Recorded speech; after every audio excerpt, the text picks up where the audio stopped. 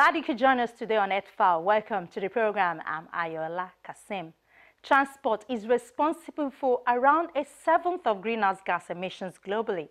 Of these emissions, almost two-thirds are the result of passenger travel, while the rest is due to freight. So passenger travel is a big deal for climate. Call it sustainable transportation or green transportation. You're simply referring to any form of transportation that does not use or rely on dwindling natural resources. It is making its way into Nigeria.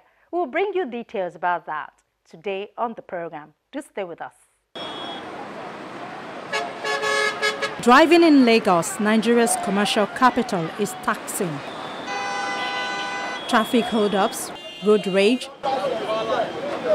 potholes are major worries for drivers in the city. And with these come the choking effects of air pollution caused by fumes of thousands of vehicles on the road. With about 20 million people, Lagos is choking from its own escalating pollution. Poisonous air that drags down its citizens and commerce while healthcare costs balloon. Traffic is increasing and emissions are not regulated. In Lagos, transport is a major cause of pollution. And it reflects the broader problem as Africa's countries grow. Lagos, for example, is the place where old computers and smartphones come to die from across the globe, leaving behind toxic waste and devastating health issues. The road to a cleaner, greener Lagos and indeed Nigeria is very long. But a group is driving on that road and they believe the destination is not as far as anticipated. Femi Oye and Mike Ologunye are two Nigerian young entrepreneurs trying to change the status quo. Serial entrepreneurs, they have invested in green electric 2- and 3-wheelers which are currently being assembled in Lagos. This is what we call sustainable transport. This is what we call electric vehicle. It's charged by solar. It doesn't have any emission. It doesn't have any pollution. It has very limited changing part that you need to replace. It doesn't have engine. It doesn't have oiling. You don't need to, most of the brake is bad and all of that. You don't have any of that. Everything is electric. And the beautiful thing also is when a module is bad, then you can easily replace it. Once you replace it, it's back on the road. And another thing that we did when we were doing the R&D for this is to look for major parts. Since Nigeria, we don't produce most of the parts. Yeah, we still have to bring in most of the parts in. And all we do is the iron work and the assembly.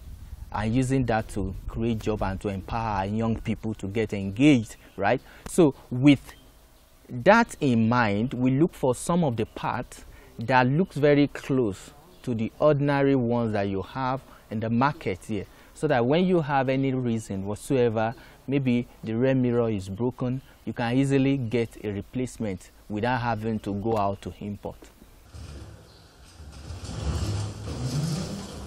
Green vehicles are usually much more environmentally friendly as they have less pollutant emissions and of many benefits to the environment.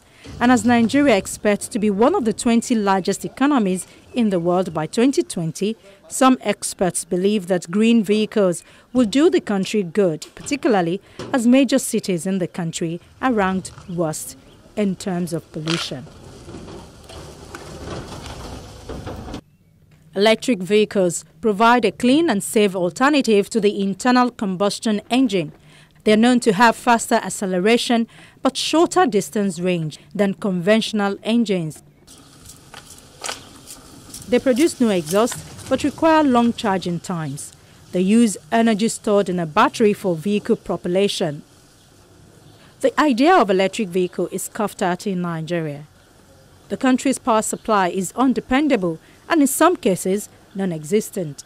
We look at the challenge that we face in this part of Africa, and we'll start asking ourselves the question, how can we come in? How can we solve this problem? Then we're very vast in solar energy, and we discover we can actually convert some of these vehicles out there to solar vehicles, as you can see. So we'll generate energy to power all these vehicles from the solar energy, and that's we have been doing, and we've tested, and it's working successfully. When you talk about renewable energy sources, the price is out of purchasing power of many. The SME Fund's green vehicle is targeted at low-income earners. The question is, how will the plan work?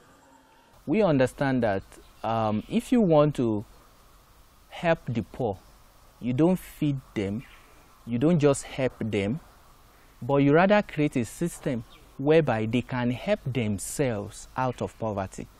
And that's exactly what we do by focusing on solutions that can support entrepreneurship, solutions that can support the poor women, the unemployed people on the streets that don't know where the next meal and what the future even holds for them.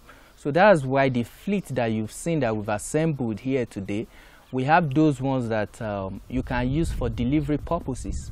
So for instance, what I'm having here is something that an unemployed graduate can begin to deliver for big company, can deliver food for people, can be serving as an extension for organizations. So rather than for the organization to invest into it, but they are rendering that as a service. But the beautiful thing is it's clean energy. It is electric vehicle. So no pollution, no additional cost to even the entrepreneur, because you lower the cost of delivering your services.